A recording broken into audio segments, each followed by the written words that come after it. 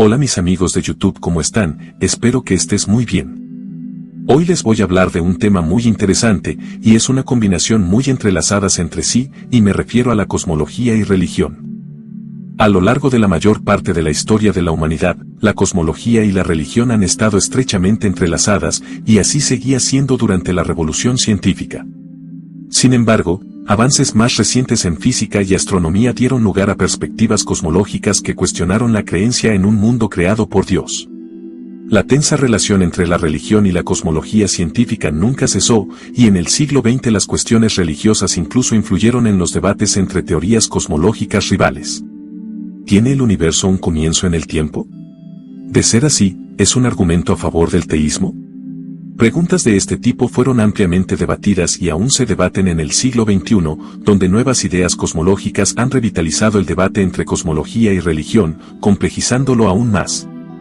Introducción.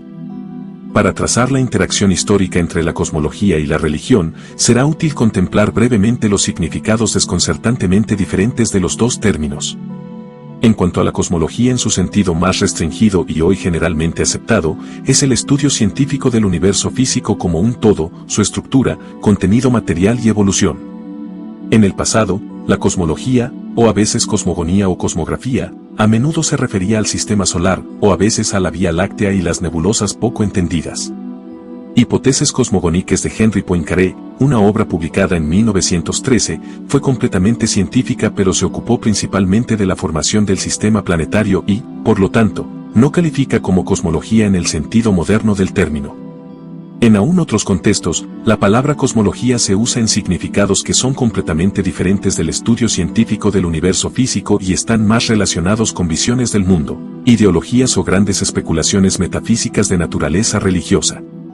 Los antropólogos e historiadores de las ideas hablan de la cosmología mormona, la cosmología budista y la cosmología del movimiento teosófico. Investigan la cosmología de los indios nativos Hopi y la de los aborígenes australianos. Si el término cosmología es ambiguo y se utiliza con significados muy diversos, también lo es el término religión, aún más impreciso. Si bien las concepciones religiosas suelen asociarse con la creencia en un Dios trascendente, personal y soberano, también existen varios sistemas religiosos no teístas, como el budismo y el taoísmo. Sin embargo, desde el punto de vista de la historia de la ciencia, el cristianismo y, en menor medida, otras religiones monoteístas, judaísmo e islam, han sido, con diferencia, las más importantes. Según la mayoría de las religiones monoteístas, Dios creó el universo, así como las leyes que lo rigen, y mantiene su existencia de forma continua. Por esta razón, existe una posible conexión entre el Dios cristiano, Yahvé o Alá, y el universo estudiado por físicos y astrónomos. Dado que la cosmología científica surgió en gran medida en entornos fuertemente influenciados por los valores cristianos, en adelante, la religión se identificará en gran medida con el cristianismo. Incluso con esta simplificación, nunca ha existido una correspondencia simple entre las posturas cosmológicas y las creencias religiosas. Aunque la cosmología es un tema estándar en la vasta literatura que trata sobre ciencia y religión, una parte desproporcionada de los estudios académicos históricos e historiográficos se centra en la ciencia moderna temprana y la revolución copernicana. La cosmología del siglo XX aparece solo periféricamente o no aparece en absoluto. Hay solo unos pocos estudios confiables de las relaciones entre cosmología y religión a lo largo de la historia, y aún menos del periodo moderno en el que la cosmología se convirtió en una rama de las ciencias astronómicas y físicas. Además, una parte importante de la literatura académica y no científica sobre cosmología moderna está escrita desde una perspectiva teológica o filosófica, prestando poca atención al contexto histórico. Por ejemplo, el concepto de creación cósmica tal como aparece en la cosmología del Big Bang ha sido escrutado por teólogos y filósofos, en la mayoría de los casos sin tener en cuenta el desarrollo histórico del concepto. También vale la pena notar que una parte sustancial de la literatura está escrita desde una perspectiva apologética o, de otro modo, influenciada por las preconcepciones religiosas o antirreligiosas de los autores. Si, en cambio, abordamos la relación desde una perspectiva histórica, la influencia mutua entre la cosmología y la religión parecerá más persistente y, tal vez, más interesantemente inestable. Del Renacimiento a la Ilustración. Los filósofos escolásticos del siglo XIII se interesaron mucho por la cosmología. Sin embargo, para ellos la cosmología pertenecía básicamente a la teología y, por lo tanto, no estaba relacionada en gran medida con lo que los astrónomos podían decir sobre los cielos.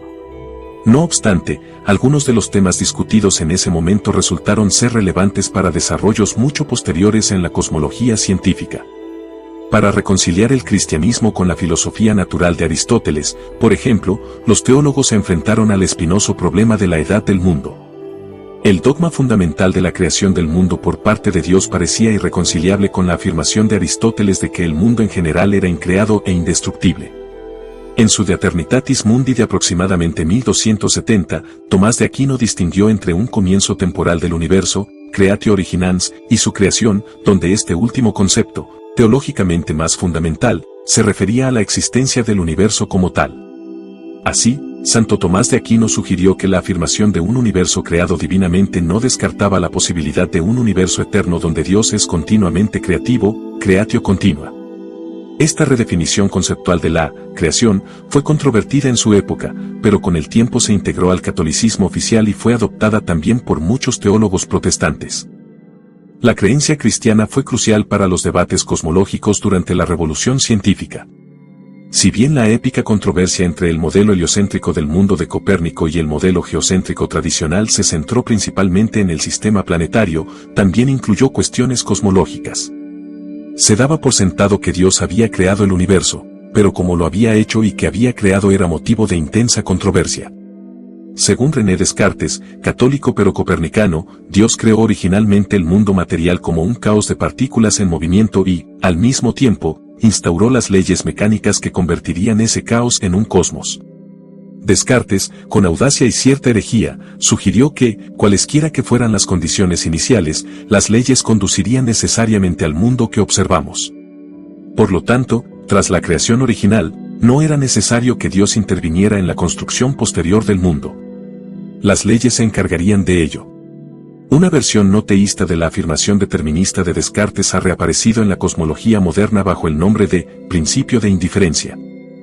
Isaac Newton discrepó del principio de indiferencia de Descartes. Armado con su nueva teoría mecánica y su ley fundamental de la gravedad, propuso una cosmología consistente en una inmensa cantidad de estrellas mantenidas en equilibrio mecánico.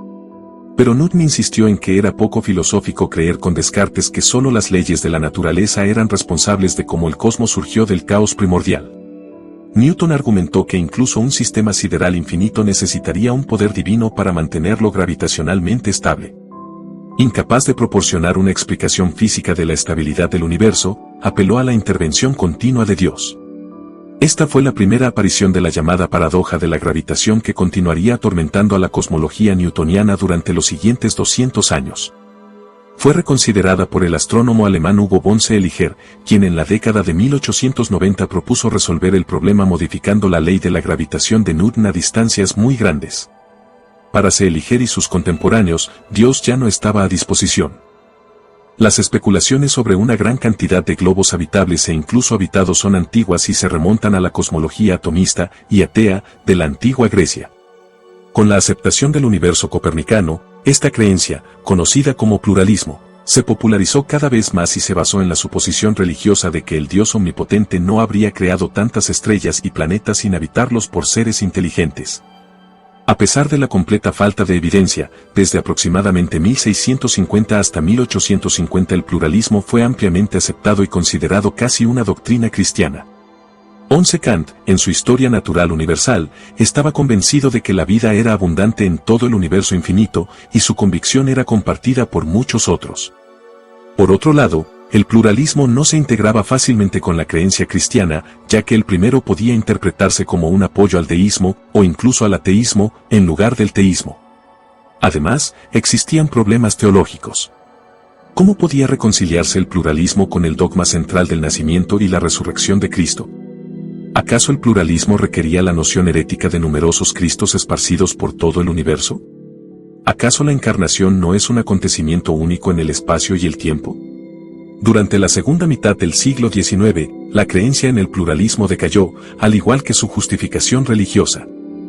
Las dos leyes fundamentales de la termodinámica, descubiertas a mediados del siglo XIX, compartían con la ley de la gravedad de Newton su validez universal. Supuestamente eran válidas para cualquier sistema cerrado y, por lo tanto, también para el universo en su conjunto. Cuando surgió la Ley de Conservación de la Energía en la década de 1840, algunos de sus fundadores la interpretaron con tono apologético, como un argumento a favor del teísmo y contra el materialismo ateo. Aproximadamente una década después, la conservación de la energía se complementó con la segunda ley de la termodinámica, establecida independientemente por William Thomson y Rudolf Clausius. De esta ley se deducía que el grado de orden y organización en cualquier sistema cerrado disminuye inevitablemente a medida que el mundo evoluciona irreversiblemente hacia un estado de muerte. En la formulación de Clausius, basada en el concepto de entropía, el mundo tenderá a un estado máximo de entropía correspondiente a una muerte térmica de la que nunca regresará. Como Clausius y Thomson se complacieron en señalar, la reconocida segunda ley contradecía la noción materialista y atea de un mundo cíclico recurrente. Durante aproximadamente medio siglo, el escenario de la muerte térmica fue objeto de acalorados debates, si bien más entre filósofos, teólogos y críticos sociales que entre astrónomos y físicos. La profecía científica fue generalmente bien recibida por los escritores cristianos, mientras que fue resistida por los escritores de inclinación materialista, positivista o atea. La aparente concordancia de la segunda ley con los dogmas cristianos se vio reforzada por el llamado argumento de la creación entrópica, que implicaba un comienzo del mundo.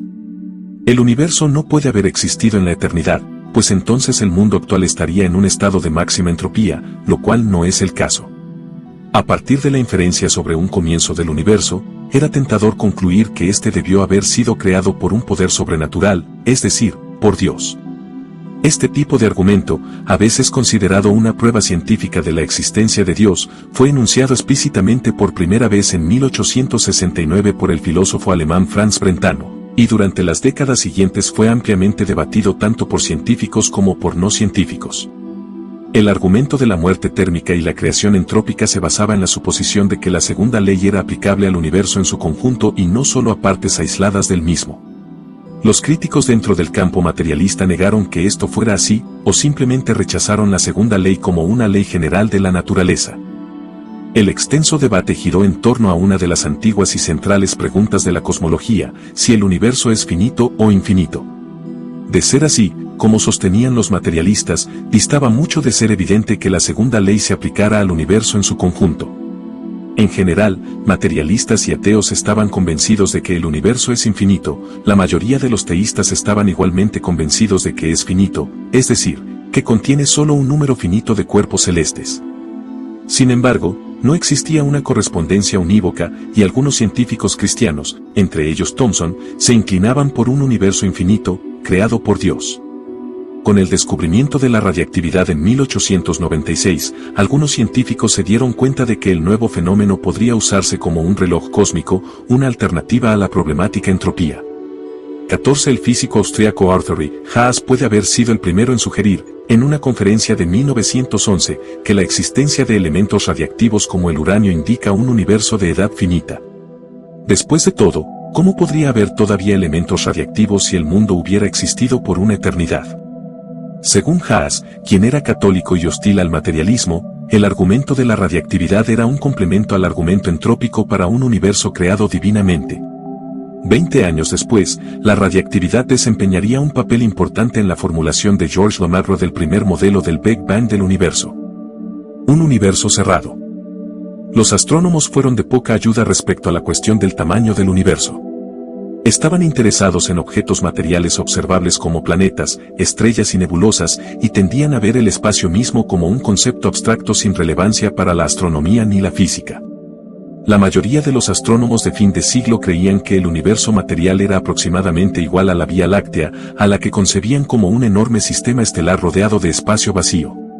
La visión alternativa, que se remonta a Kant, era el universo isla, según el cual las nebulosas espirales estaban separadas de la Vía Láctea, pero eran aproximadamente del mismo tipo que ésta. Las nebulosas se distribuían por el espacio cósmico infinito. Aunque las opiniones religiosas rara vez aparecían en los debates astronómicos, generalmente los materialistas y ateos estaban a favor de la teoría del universo isla, mientras que la teoría de la Vía Láctea atraía a un público cristiano. Independientemente de si se adherían a una u otra visión, la gran mayoría de los astrónomos asumían que el espacio era plano o euclidiano, lo que hacía casi imposible pensar que el espacio mismo fuera finito. Las geometrías no euclidianas se conocían desde la década de 1830, pero solo como construcciones matemáticas. Ya en 1872, el astrofísico alemán Carl Friedrich Zollner sugirió que el espacio cósmico podría tener una ligera curvatura positiva y, por lo tanto, ser cerrado. Aunque carecía de límites, el universo sería finito tanto en términos de espacio como de número de estrellas. Sin embargo, fue solo con la teoría general de la relatividad de Einstein y su modelo cosmológico de 1917, basado en ella, que la idea del espacio curvo se introdujo realmente en la física y la astronomía. El universo modelo que Einstein derivó de sus ecuaciones de campo era estático, homogéneamente lleno de materia y espacialmente cerrado. Pensó, erróneamente, que este era el único modelo admitido por la teoría general de la relatividad. Durante la década de 1920, el universo cerrado de Einstein atrajo mucho interés, no solo a nivel científico, sino también por lo que se consideraban sus implicaciones filosóficas y religiosas. Ni Einstein ni otros contribuyentes a la nueva teoría cosmológica la asociaron con una cosmovisión religiosa. No obstante, entró en el debate durante el periodo de entreguerras en torno al materialismo, el idealismo y la religión. En 1921, el teólogo noruego Christian Skjelderup examinó en detalle la relación entre la teoría de Einstein y los dogmas cristianos, sugiriendo que el universo cerrado y estático obligaba a revisar el dogma fundamental de un mundo creado por Dios. Otros comentaristas argumentaron que el universo finito contradecía el materialismo, mientras que era consonante con el pensamiento idealista y cristiano. El profundamente religioso Arthur Eddington, quien era cuáquero, apoyó el universo de Einstein por razones científicas, pero también porque su finitud y naturaleza estática concordaban con sus sentimientos religiosos. Para él, Dios no había creado el universo hace un tiempo finito. La visión de Eddington coincidía ampliamente con la de Honest William Barnes, matemático y teólogo que en 1924 fue nombrado obispo de Birmingham. En un notable libro de 1933, Teoría científica y religión, Barnes analizó la cosmología relativista y sus implicaciones teológicas. En general, se mostró satisfecho con el modelo cerrado de Einstein, no solo por su finitud espacial, sino también porque dificultaba ver a Dios como creador trascendente del mundo. Barnes también abordó la antigua cuestión del pluralismo, argumentando que la existencia de múltiples mundos habitados no era un problema para la fe cristiana. Aunque la mayoría de los modelos cosmológicos del periodo de entreguerras se basaban en las ecuaciones de Einstein, también existían hipótesis muy diferentes y menos ortodoxas. Por ejemplo, el físico estadounidense Robert Millikan, premio Nobel en 1923, defendió la idea de un universo clásico eterno y en regeneración. Millikan consideraba inaceptable y anticristiano un universo irreversible regido por la ley de la entropía, y en su lugar postuló un universo en constante evolución con una creación continua de materia. Como cristiano, creía que el mundo fue creado por Dios, pero que la creación tenía lugar de forma continua en lugar de limitarse al principio. En un libro de 1934 titulado Dios y los astrónomos, William Ralph Enga, decano de la Universidad de St. Paul, apoyó la idea de Millikan de un equilibrio eterno entre los procesos creativos y destructivos del universo.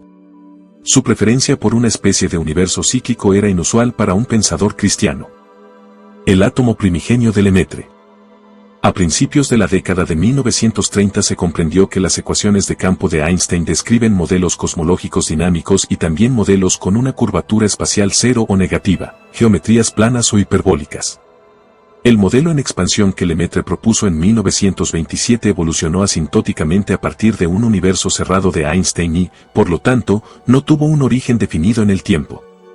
Fue adoptado y desarrollado por Eddington, quien consideró una ventaja conceptual que el modelo de Eddington-Lemaitre no incluyera un origen repentino del universo.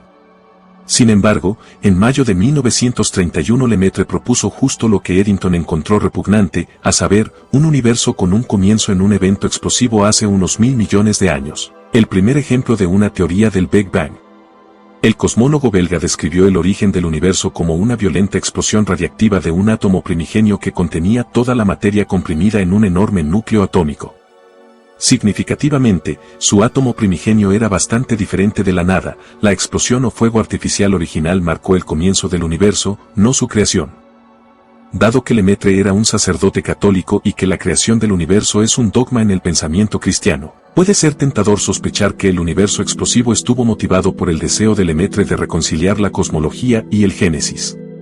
Esto fue, de hecho, lo que afirmaron algunos críticos posteriores, pero la alegación no está respaldada por evidencia histórica. Al igual que Eddington, Lemaitre fue cuidadoso al distinguir entre ciencia y religión.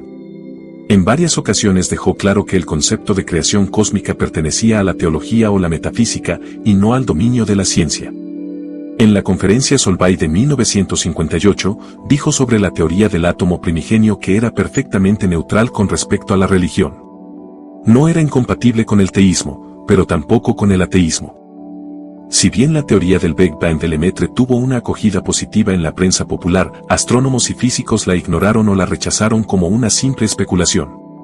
Eddington nunca se convirtió al Big Bang. Dada su aparente congruencia con el Génesis, cabría esperar que teólogos y religiosos la aceptaran, pero no fue así en general. Barnes se refirió a la teoría del átomo primigenio en su libro de 1933, pero sin tomarla en serio ni como hipótesis científica ni como teología naturalista. Ione Bodin, filósofo estadounidense de la religión, se quejó de que la teoría de Lemaitre presuponía un protouniverso material y, por ello, no lograba explicar la creación del universo en términos científicos.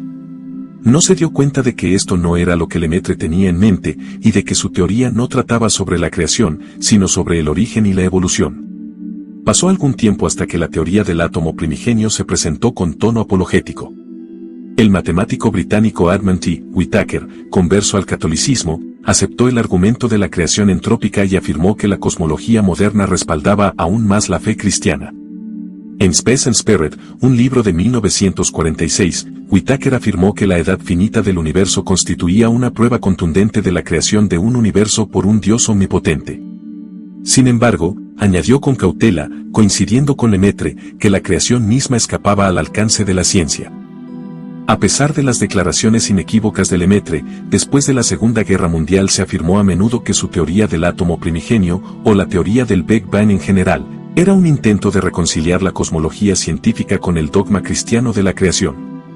En un polémico discurso ante la Academia Pontificia en 1951, el Papa Pío XII afirmó que la física y la astronomía modernas proporcionaban evidencia irrefutable de la existencia de un creador trascendente.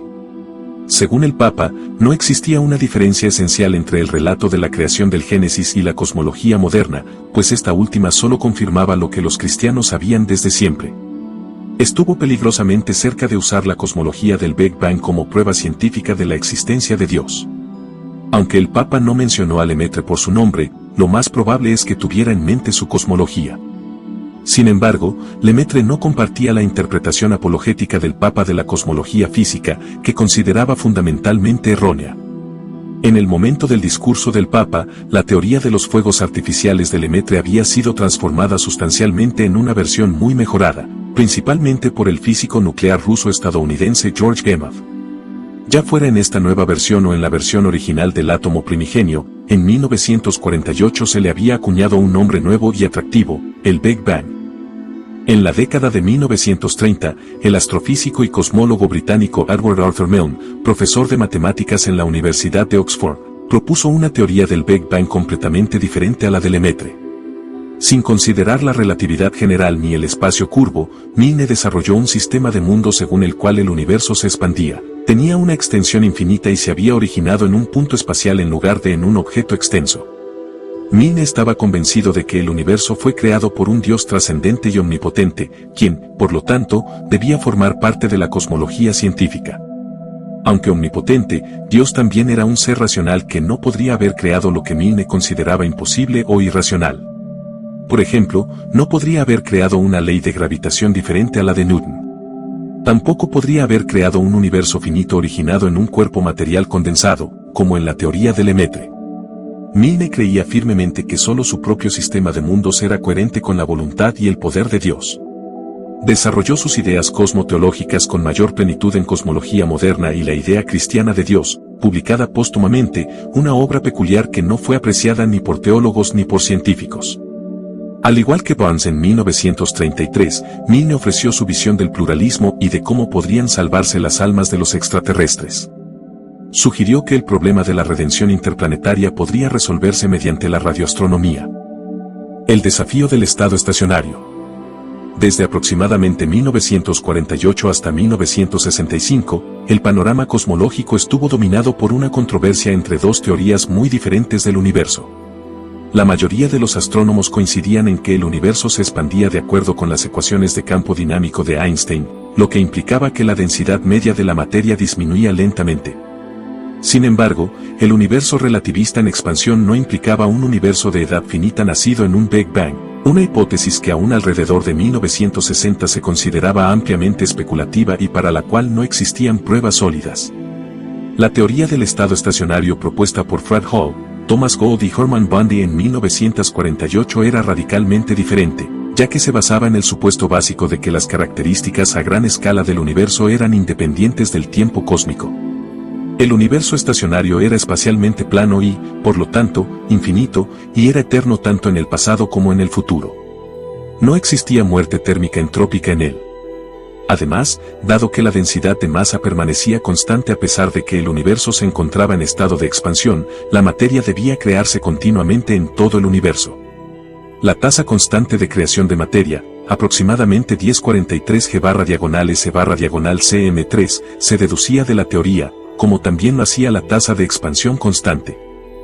La controversia entre las dos visiones del mundo se centró principalmente en observaciones y predicciones teóricas, pero los argumentos metodológicos y filosóficos también desempeñaron un papel importante. Fue uno de esos raros episodios en la historia de la ciencia moderna en los que los filósofos intervinieron y al menos algunos de los científicos involucrados los escucharon. La teoría del estado estacionario fue ampliamente considerada controvertida, entre otras razones por su elemento de creación espontánea de materia, que parecía violar la ley fundamental de conservación de la energía. Este elemento fue considerado provocador por muchos filósofos y científicos, y también fue relevante desde una perspectiva religiosa. Las cuestiones religiosas rara vez aparecieron en la literatura científica sobre cosmología, pero sin embargo jugaron un papel considerable en la controversia y especialmente en cómo fue percibida por el público lego. El libro popular más vendido de Hoyle de 1950, La naturaleza del universo, se basó en una serie de transmisiones de la BBC en las que acuñó el nombre Big Bang para el tipo de teoría que tanto le disgustaba. Aunque no asoció la cosmología del Big Bang con el teísmo, ni la cosmología del estado estacionario con el ateísmo, presentó la creencia religiosa como infantil, supersticiosa y anticientífica. Solo más tarde en su carrera afirmó explícitamente que la cosmología del Big Bang era fundamentalismo religioso disfrazado de científico. Los tres pioneros del estado estacionario eran ateos y hostiles o indiferentes a la religión organizada. Bundy fue un miembro activo de la Asociación Humanista Británica Secular o Atea. Aunque se cuidaron de extraer conclusiones religiosas o antirreligiosas de sus estudios del universo, la teoría del estado estacionario generó preocupación en gran parte de la comunidad religiosa británica, donde muchos la consideraban antagónica a la fe cristiana. En Estados Unidos, no hubo un debate similar entre cosmología y religión. ¿La teoría del estado estacionario realmente hizo a Dios innecesario? Los teólogos se apresuraron a señalar que un universo infinitamente antiguo no era de ninguna manera incompatible con la creencia cristiana, como Santo Tomás había señalado siglos atrás. En Teología Cristiana y Ciencia Natural, un libro de 1956 escrito en el apogeo de la controversia cosmológica, el sacerdote y filósofo con formación en física Eric Maskell argumentó que la cuestión de un comienzo cósmico era de poca preocupación para la teología cristiana. Incluso sugirió que la teoría del estado estacionario con su postulado de la creación continua de materia podría interpretarse como un apoyo a la noción cristiana de un Dios siempre activo que era trascendente e inmanente. Varios teólogos posteriores han señalado el mismo punto, a saber, que la antigua idea de creatio continua encaja notablemente bien con la teoría clásica del estado estacionario de Hoyle y sus aliados. En cierto sentido, la teoría fue bautizada. Simplemente no existe ni existió una correspondencia exacta entre las perspectivas cosmológicas y religiosas. Esto queda ilustrado por algunos de los relativamente pocos científicos que en aquel periodo apoyaron la teoría del estado estacionario o expresaron simpatía por ella. Entre ellos se encontraban el físico teórico William McCrea y el radioastrónomo Bernard Lovell, ambos cristianos devotos. El Dios de Lovell era un ser universal en constante intervención cuya existencia estaba en perfecta armonía con la creación continua de materia. En cuanto a la teoría del Big Bang, algunos de sus defensores, como Lemaitre y Haas, eran cristianos, mientras que otros no. durante la década de 1950, el principal defensor de la teoría fue Gamow, con quien se asociaba ampliamente el Big Bang. Desde su juventud, Gamow había sido agnóstico o ateo, y le disgustaba la religión institucional. Las cosmologías rivales y sus supuestas asociaciones religiosas se convirtieron en un tema de debate en el campo de batalla ideológico de la Guerra Fría. En la Rusia comunista, los modelos cosmológicos de edad finita, y en especial los modelos cerrados del tipo del Big Bang, se consideraban políticamente sospechosos y contrarios a la cosmovisión atea del marxismo-leninismo. Según esta cosmovisión, con raíces en el materialismo decimonónico, el universo era infinito en tiempo, espacio y contenido de materia. Teorías como las defendidas por Lemaitre y Gamow fueron acusadas de ser apologías de la creación divina, lo que las hacía indeseables y políticamente incorrectas. Curiosamente, el universo infinito y eterno en estado estacionario también era indeseable. Lo que hacía que la teoría del estado estacionario fuera desagradable para los marxistas ortodoxos era su elemento de creación continua de materia. El modelo estándar y más allá. A principios de la década de 1960, las observaciones radioastronómicas ya indicaban que la teoría del estado estacionario era errónea, pero aún no que la teoría del Big Bang fuera correcta. El cambio llegó en 1965 con el descubrimiento del fondo cósmico de microondas y, poco después, las mediciones de cuásares y la abundancia de helio en el universo. Basándose en estos y otros descubrimientos, la mayoría de los físicos y astrónomos coincidieron en que el universo había comenzado su expansión en un Big Bang caliente y denso. Aunque las cosmologías rivales no desaparecieron, fueron marginadas.